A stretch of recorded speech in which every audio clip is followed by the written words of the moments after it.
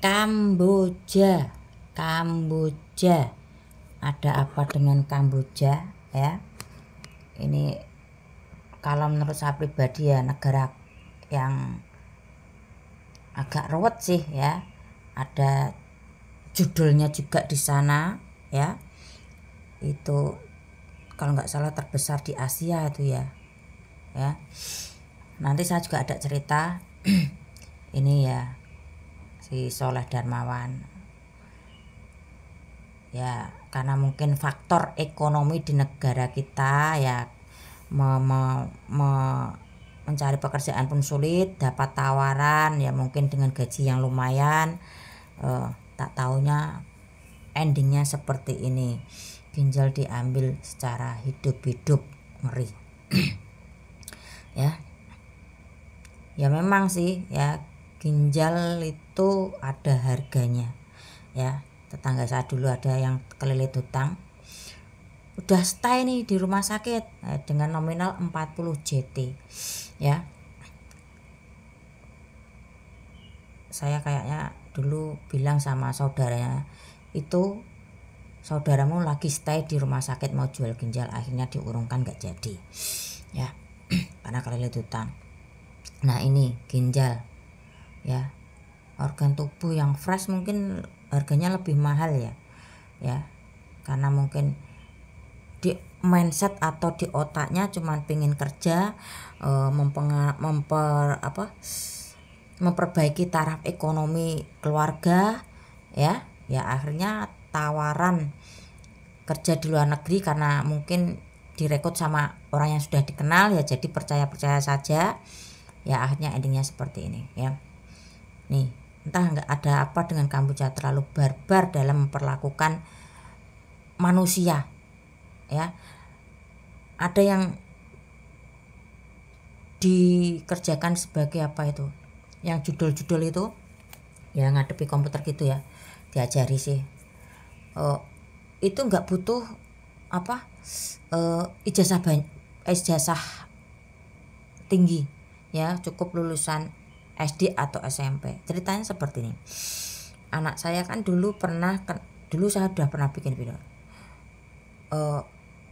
lewat game apa itu ya kenal lalu mah deket teleponan WA-WAnan.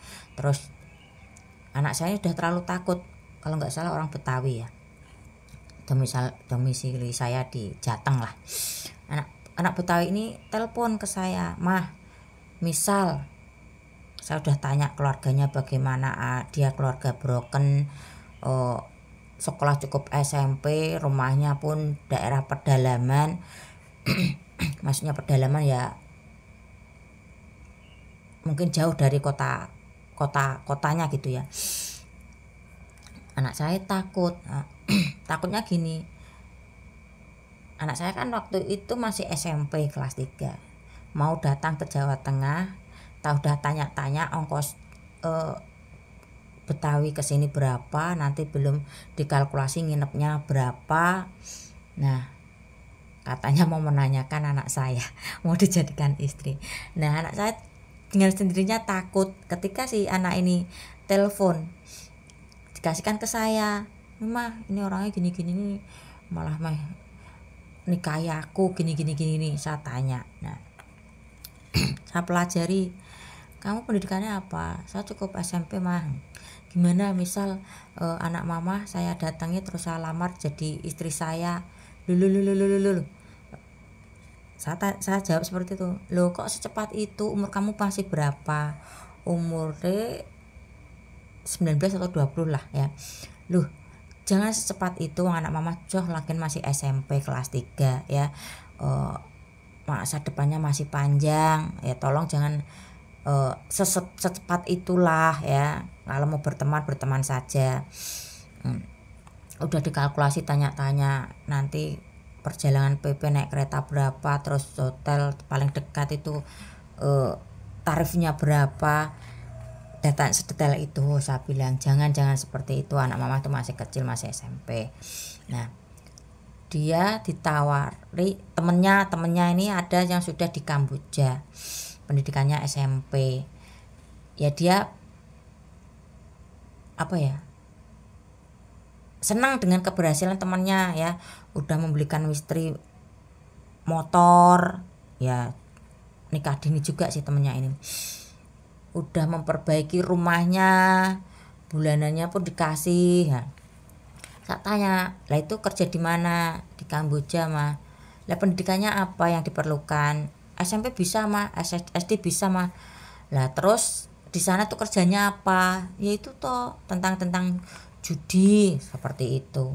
Loh, apa nggak bahaya? Saya bilang nggak mah, nyatanya bukti nih teman saya sukses bisa membelikan motor istri, rumah bagus, ibunya pun dikasih bulanan seperti itu.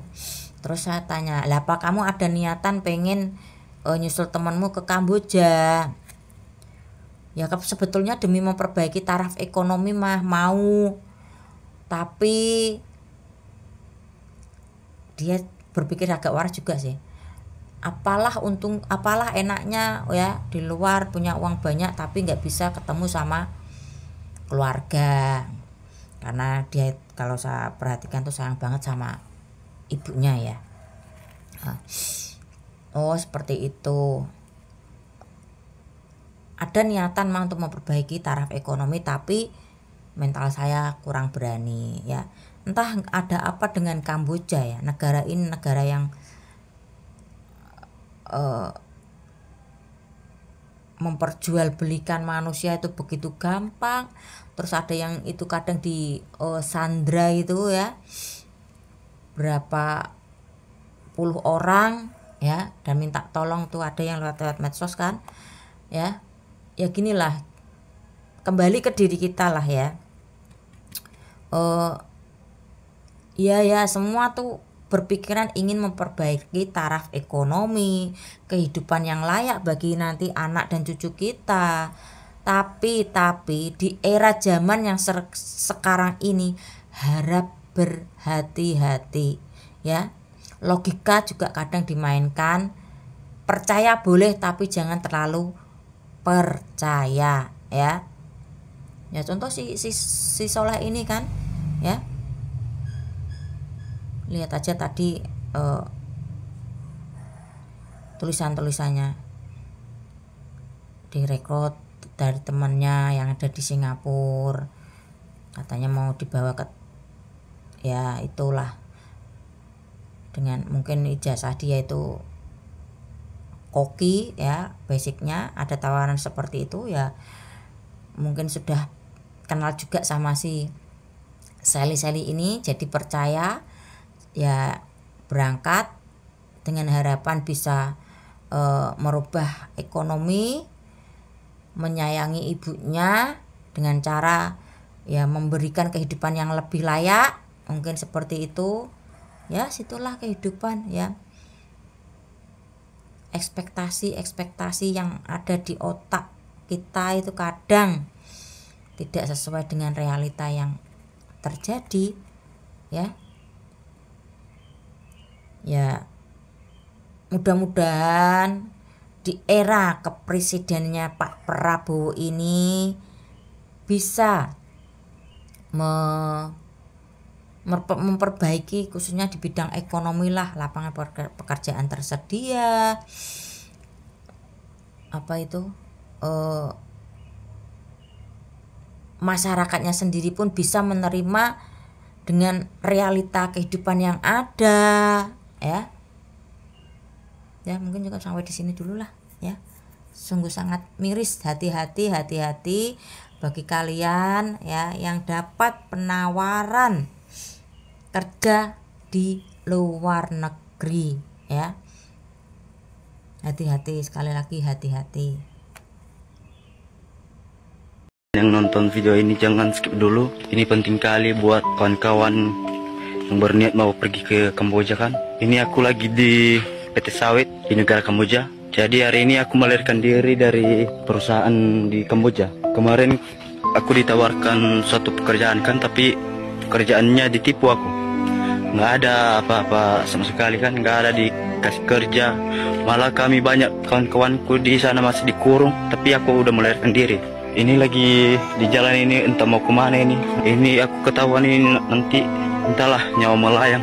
Buat kalian yang melihat video ini, doain aku kawan-kawan, doain supaya aku bisa cepat pulang ke Indonesia. Guys, ini penting banget nih guys. Kalau ada orang yang menawarkan kalian untuk kerja ke Kamboja dengan gaji yang fantastis, lebih baik kalian tolak. Ini serius, jangan sampai korbannya semakin bertambah, apalagi amit-amit itu adalah saudara ataupun teman-teman kita. Jadi kalian lihat nih headline-nya, ratusan WNI telah menjadi korban perdagangan manusia di Kamboja. Dan alhamdulillah mereka ini terselamatkan. Pada awalnya mereka diiming-imingi gaji fantastis. Nah setelah itu dari berbagai macam informasi yang aku terima, mereka-mereka ini yang ditawarkan gaji fantastis terbanglah ke Kamboja. Nah terus kerjanya apa? Mereka ini bekerja di perusahaan perjudian. Nah setelah itu mereka dituntut untuk memenuhi target, kalau enggak mereka dipukulin, mereka disiksa. Nah kalau udah sampai sana, kalian mau balik juga nggak bisa kecuali kalian membayar uang tebusan. Dan mereka yang nggak mampu membayar tebusan memilih bunuh diri atau dibunuh. Dan lebih parahnya lagi, organ-organ tubuh korban ini dijual ke negara lain. Kalian share video ini sebagai bentuk awareness against human trafficking. Dan satu lagi, kalau misalnya kalian mau bekerja ke luar negeri, pastikan perusahaan ataupun agensi yang kalian gunakan terpercaya. Jangan karena diiming-imingi gaji fantastis, kalian bekerja secara ilegal.